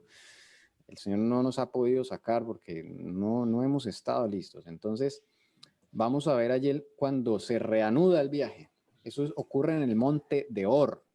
El monte de Or es cuando ellos reanudan el viaje y el Señor dice, ya habéis estado bastante rodeando este monte todo el tiempo, estos 40, ya es hora de levantarse. Entonces aquí vamos a corroborarlo.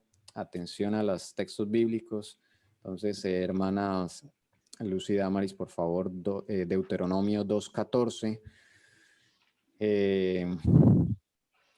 Hermana Leonor, Deuteronomio 34:7. Ok. Bueno, dejemos a hermana Lucy Damaris, Deuteronomio 2:14 y Deuteronomio 34:7. Y hermana Leonor, números 33:38. Hermana Leonor, números 33:38. Listo, hermana Damaris o Lucy, Deuteronomio 2:14. Lucy, y los días que anduvimos de Cades Barnea hasta cuando pasamos el arroyo de Cered, fueron 38 años, hasta que se acabó toda la generación de los hombres de guerra de en medio del campamento, como Jehová les había jurado. Se cumplió exactamente el tiempo, pasan 38 años, ¿sí ven? 38 más el año 2 da el año 40. Da 40. ¿Ve? Entonces sí tienen en cuenta ese primer año, ahí lo corroboramos. Entonces ahí se cumple el tiempo y ya se muere toda esa generación, como el Señor lo había dicho, y ahí se reanuda el viaje. Deuteronomio 34:7, por favor. Deuteronomio 34:7. 34:7. ¿Qué dice? Hermana Lucio Damaris. Era Moisés de edad de 120 años cuando murió. Sus ojos nunca se oscurecieron ni perdió su vigor. Listo. Entonces la hermana Marta leyó que ¿cuántos años tenía Moisés cuando el Señor ya lo llama a descansar? Él no entra a la tierra prometida. Ya 125. No. 120 años.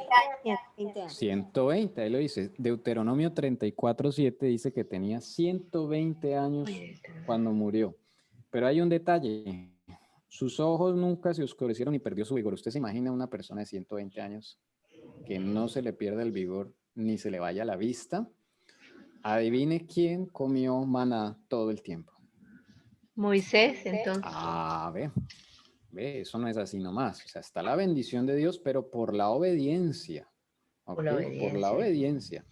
¿Sí? Y como Moisés fue el único que fue fiel y siguió comiendo el alimento que Dios le tenía, pues obtuvo su recompensa y no perdió su fuerza. Impresionante eso. Pero hay otro personaje que sobrevivió, aparte de Josué. Ya sabemos que Josué también sobrevivió en ese momento, ¿sí? También sobrevivió Caleb, ¿ok? Pero bueno, vamos a leer números 33-38. ¿Qué dice números 33-38? Pasa algo en ese monte Or en el año 40. Y subió el sacerdote Aarón al monte de Or, conforme al dicho de Jehová, y allí murió a los 40 años de la salida de los hijos de Israel de la tierra de Egipto, en el mes quinto, en el primero del mes. Entonces, en el mes quinto, ¿muere quién? Aarón. Aarón. Pero muere joven. 123 años. ¿Sí? O sea, bueno, y otra pregunta. En la familia de Ah, Moisés, los ¿quién era 40. en la familia de Moisés, ¿quién era el primogénito? Acuérdese que son 3 hermanos, Moisés, Aarón y María. ¿Cuál de los María. 3? María era la primogénita, era la mayor, ¿ok? Después le seguía Aarón y el último, Aarón. el más joven era Moisés, porque fue el último que nació de, ¿ok? Entonces Moisés era el menor y Miriam era la mayor. Aquí en el año 40 ya se ha muerto Miriam y a él le toca, digamos, el turno, es llamado al descanso a Aarón, ¿ok? Mes quinto en el año 40 de la salida de los hijos de Israel. Todo esto sucede en este momento. Se muere la generación infiel, luego se muere María, que ese no lo leímos, luego se muere Aarón y de últimas muere Moisés a los 120 años. Bien, aquí se acaba, digamos, ese ciclo y entonces empieza el siguiente ciclo con Josué. Y Josué avanza a Canaán, ellos tienen que volver a Cades, en Cades sucede otro incidente, pero bueno, logran pasar y llegan a Canaán y bueno, empieza la conquista de Canaán. Cuando empieza la conquista de Canaán, ellos se demoran tiempo pues conquistando toda la tierra, porque como les digo, una cosa es llegar a Canaán y otra es la conquista. Entonces allí está Jericó, están los amorreos, y lo último que se conquista es el monte de Hebrón. Y con el monte de Hebrón, digámoslo así, esa es la corona, ese es el premio final para realmente ya decir, tomamos posesión de la tierra. Entonces, y vamos a ir allí a esos momentos, pasa un tiempo, a ver en qué tiempo estamos, a ver, en qué tiempo estamos. Vamos a ver aquí otro testimonio bien interesante. Allí en la conquista de Canaán, vamos a mirar en Josué 14, 7 al 10. Josué 14, 7 al 10. Y allí va a acontecer algo, atención a esto. 14, 7 al 10. Allí está uno de los sobrevivientes que va a hablar con Josué, ¿ok? Y nos va a dar un dato bien interesante. A ver, hermano. Dice Josué 14 al 10. Yo era de edad de 40 años cuando Moisés, siervo de Jehová, me envió a Cades Barnea a reconocer la tierra, y yo le traje noticias como lo sentía en mi corazón. Y mis Ahí, hermanos, vamos comentando. Despacio, listo, hermano, despacio. Ahí entonces está hablando Caleb. Y dice Caleb sí, que cuando él fue enviado como espía, ¿cuántos años tenía? 40. 40 años, ok. Entonces tengamos ese dato ahí. 40. ¿Qué sigue, hermana? Ahora sí siga. 9, 8, 9. y mis hermanos, los que habían subido conmigo, hicieron desfallecer el corazón del pueblo, pero yo cumplí siguiendo a Jehová mi Dios. Entonces Moisés juró diciendo: ciertamente la tierra que oyó tu pie será para ti y para tus hijos en herencia perpetua, por cuanto cumpliste siguiendo a Jehová mi Dios.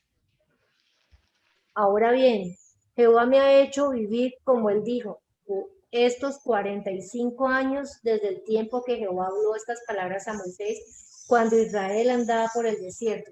Y ahora he aquí, hoy soy de edad de 85 años. 85. Y miren el siguiente versículo que es un testimonio impresionante. Siguiente Todavía versículo. estoy tan fuerte como el día que Moisés me envió, tan lindo nuestro Dios. ¿Cuál era mi fuerza entonces? Es ahora mi fuerza para la guerra y para salir y para entrar. Bendito Hágame el sea favor. Padre, ¿Quién eterno más Dios. siguió comiendo maná? ¿Qué número de María? Sí, Caleb, ¿ve? Y dice, la misma fuerza que tenía en esa época de Cades Barnea la tengo ahora. Impresionante, un guerrero de 85 años, hermanos. ¿Mm? Estas promesas están listicas ahí para el que las reclame, pero recuerden, la obediencia, la reforma pro salud, ese es el maná que debemos comer.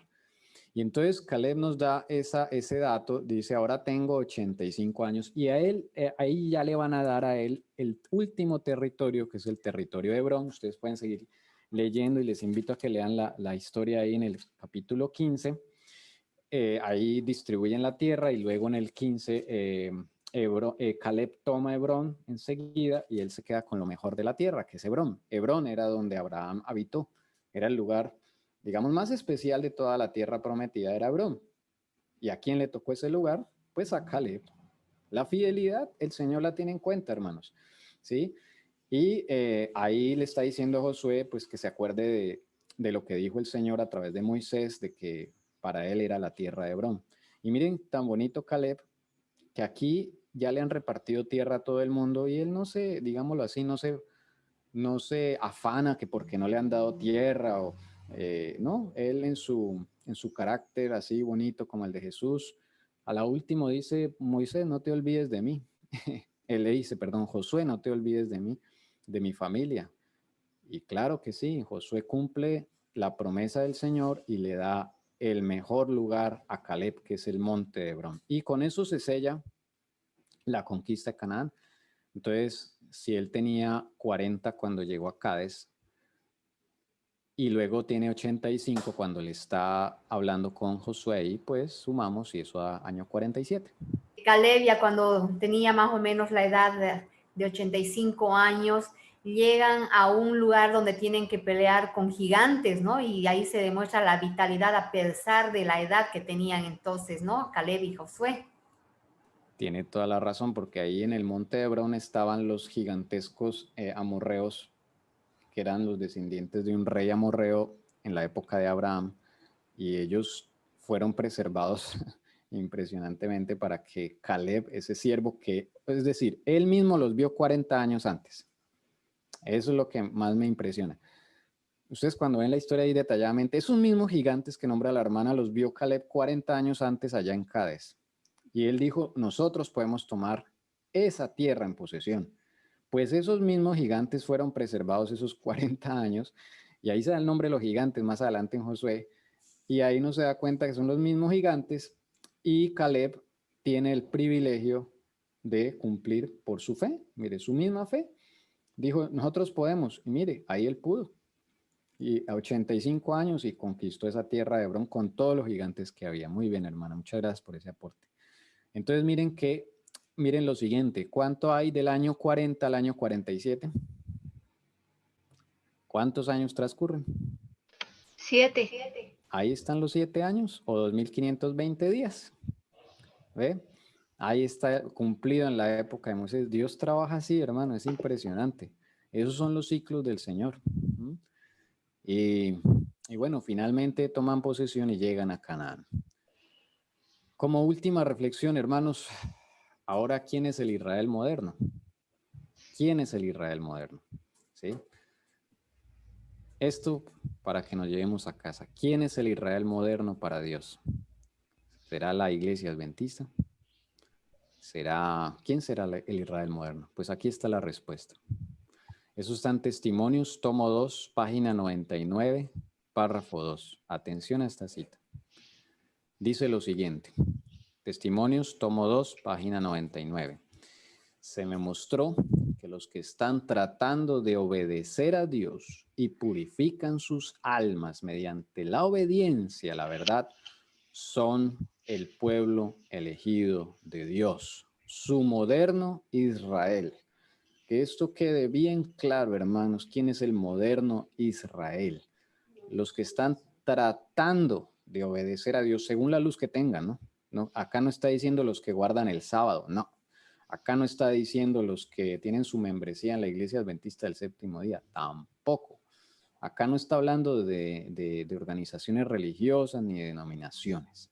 Acá simplemente dice los que están tratando de obedecer a Dios y purifican Amén. sus almas mediante la obediencia. Y eso es un amén, amén enorme, hermanos. Esa cita me encanta muchísimo, porque esto no es de tener el nombre en las iglesias ni en ningún lado, es tener el nombre allá en el libro de la vida del Cordero. Los que están tratando de obedecer. Y mire que acá no dice los obedientes perfectos, ¿no? Los que tratan, los que se esfuerzan, los que ponen de su parte y toman del poder divino para vencer el pecado en el nombre de Cristo. Mire, eso es tratar, ¿sí? Los que no se conforman y los que, mire acá otra enseñanza, ¿cómo purifico mi alma? ¿Cómo la purifico y la descontamino en el nombre de Cristo? Obedeciendo la verdad. Y Jesús es el camino, la verdad y la vida. Ese es el moderno Israel. Y aquí puede haber mucha gente, hermanos, mucha gente que inclusive todavía no sabe la verdad del sábado, no la entiende, pero son temerosos de Dios y quieren obedecer, tratan de obedecer. Ese es el moderno Israel, hermanos. Entonces, cuando hablamos de que existe un moderno Israel, pues existe un moderno Egipto, que es lo que estamos tratando de decir durante todas estas presentaciones. También existe un moderno Egipto, pero no hemos podido salir de ese Egipto. No hemos podido salir. ¿Ok? Lo mismo que le sucedió al pueblo de Israel por nuestra incredulidad es que hemos estado vagando por el desierto de este mundo durante tantos años. Desde luego a nosotros no nos dieron 40 años. Nos han dado no sé ya cuántos años van, pero ciertamente son muchos. Y nosotros creemos que ya estamos listos, o no estamos listos, más bien, sino el Señor quiere sacar a su pueblo ahora sí de Israel, de Egipto moderno, quiere sacarlo, a su Israel moderno quiere sacarlo del Egipto moderno. Ya es hora, hermanos. Ya no podemos estar vagando tanto tiempo y desobedeciendo las órdenes del Señor. Tenemos que avanzar, hermanos. Y ya no hay más oportunidad. Ya el Señor ya va a cumplir su palabra. Van a salir 144,000, van a salir de Egipto, van a cumplir lo mismo, análogamente a lo que se cumplió en la vida de Moisés, lo que se cumplió en la vida de Jesús, lo cumplirán los 144,000. Bueno, para la próxima ocasión pues tenemos que ver esta línea de tiempo, pero en el pueblo de Dios moderno, en el Israel moderno, a ver dónde es que estamos, dónde es que, y dónde, para dónde vamos y dónde, en qué punto estamos de la historia. Eso es lo más importante, hermanos. Ahora, no tenemos todas las respuestas, pero estamos clamando al Señor que nos ayude a encontrar como ese momento. También cuántos años de castigo nos dieron, porque yo creo que hubo sentencia, el Señor nos dio una sentencia, cuántos años de castigo, claro que sí. Entonces, miren todo esto tan importante, hermanos. Hay un aporte ahí. Yo quisiera hacer un aporte. Sí. En cuanto a lo que tú dices, que juicios y castigos, si uno mira la historia al comienzo de este Israel antiguo, saliendo de Egipto, desde que salen literalmente empieza el Señor, porque ellos no entienden, a mostrarle justificación por la fe. Empieza a mostrarle literalmente las fiestas. Cuando tú hablabas de que ellos llegan al monte Sinaí, ellos llegan y ahí hay sonidos de trompetas, y ahí había un juicio. El problema es que ahí, hasta Sinaí, ellos no entendieron justificación por la fe y por eso se emite un juicio y literalmente ese pueblo se viene quedando más tiempo de lo que significaba las festividades. Es cuando tú empiezas a hablar un año, el año 2, pero ese no era plan de Dios. Fíjate que ahí hay un juicio y hay justicia, llamémoslo así. Sin embargo, no siguen entendiendo y siguen con mente esclava y tienen que pasar por un tiempo de 40 años de esclavitud dando vuelta en el desierto. Viene un juicio y son los que empiezan a pasar porque entienden justificación por la fe, la nueva generación. Cumple el tiempo de los 2520, pero si miramos de ahí para adelante y de ahí para atrás, cada vez que el Señor levantaba esos líderes, empiezan a morir y el pueblo vuelve a descarriarse inmediatamente. ¿Cuántos juicios ha tenido que hacer el Señor? Y siempre se ha tenido que mover con ese calendario profético de las fiestas. Muy interesante, hermana Alcira. Me hacía pensar de que cuál fue, digamos, la diferencia entre Moisés, Josué y Caleb. Bueno, y probablemente había uno que otro fiel también. Pero ¿qué diferencia había entre ellos y los otros? ¿Qué fue lo que le permitió obedecer a Josué, a Caleb y a Moisés? Y la hermana Alcira ha dado la clave, la justificación por la fe. Cuando se entiende ese tema, cuando se entiende cómo obra la justificación por la fe, pues uno empieza a vivir realmente por la fe. Y eso fue lo que le pasó a Caleb, por eso. Es obedecer al final, es aprender a obedecer. Eso es justificación por la fe. Si lo... Y ese es el inicio de los 144.000. Sin eso no puede haber 144.000. A eso tocaría mirarlo, qué fue lo que pasó en 1888, que sería otro tema más adelante. Sin eso no pasamos. El tiempo se ha dilatado tanto, nos hemos rezagado tanto que, bueno, ya yo digo, Señor, ayúdanos por favor, porque ya no más, ya, suficiente. Y es que, mire, a medida que el pueblo se va rezagando más, yo he visto un patrón. Satanás adquiere más poder, por así decirlo. O yo no sé, o se le permite actuar cosas más terribles. Al pueblo digamos, adventista, pionero, no, digámoslo así, si viviera en esta época, se traumatizaría terriblemente de ver el cambio que ha sufrido la sociedad desde esa época. O sea, ya hemos llegado a un punto de degeneración, pero yo digo que ya no aguanta más este mundo.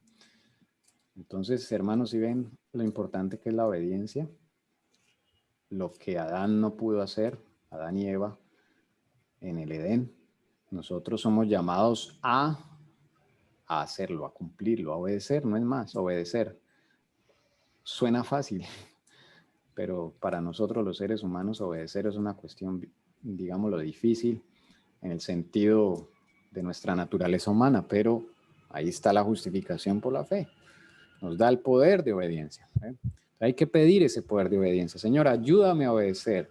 Vamos entonces a orar y a clamar al Señor para que nos ayude a ser el Josué, el Caleb de esta generación.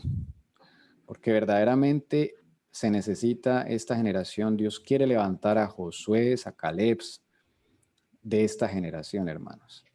Yo no sé cuántos quieran, pero yo quiero. El poder que estás hablando, Jesucristo, es lo que tanto Wagner y A.T. Jones, inclusive la hermana Helen White habló, es la ley viviente, es Cristo en nuestro corazón a través de su Santo Espíritu. O sea, sin eso, todas las batallas son perdidas. Amén. Sí. Amén. Así es, hermanos.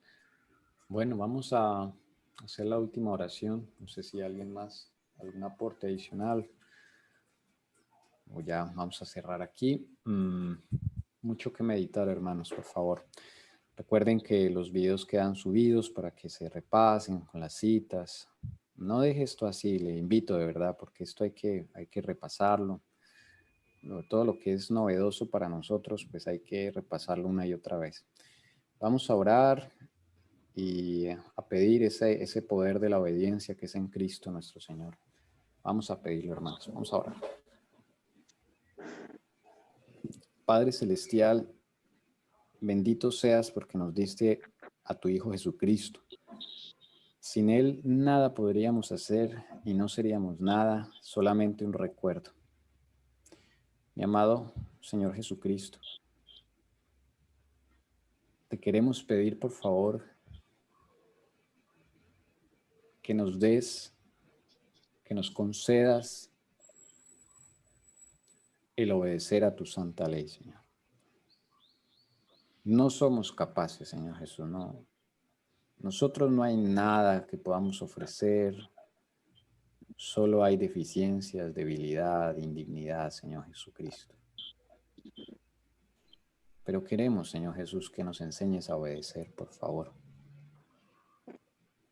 Concédenos el discernimiento que necesitamos para vernos a nosotros mismos, Señor Jesús, en la magnitud en que tú nos ves, Señor Jesucristo.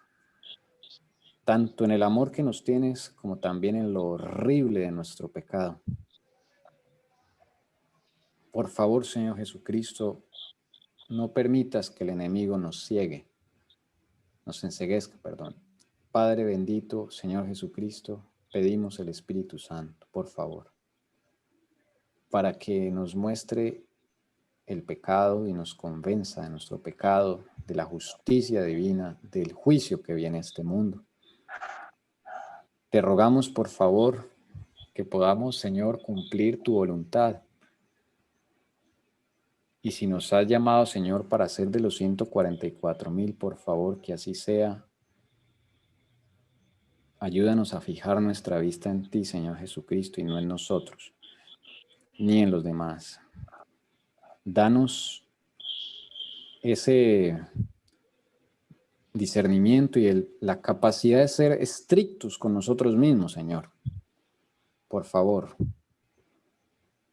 que seamos bien estrictos con nosotros, no nos dejemos pasar ni una sola, Señor, de desobediencia.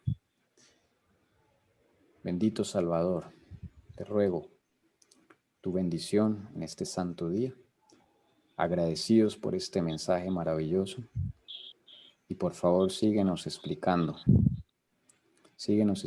en qué momento de la historia estamos, Señor. Gloria a ti, Rey de los cielos, te esperamos con los brazos abiertos. Este mundo se pone cada vez más oscuro y más terrible, Señor, pero puestos nuestros ojos en ti, Señor Jesucristo, autor y consumador de nuestra fe, te esperamos, Señor, tenemos nuestra esperanza. Bendito Salvador, que tu bendición sea con cada uno de los hogares, de los que representamos, de los que están aquí presentes por YouTube, Señor. Te ruego una bendición y que podamos, Señor, estar en paz con el cielo y con los hombres. En tu nombre poderoso y eterno, Señor Jesucristo. Amén.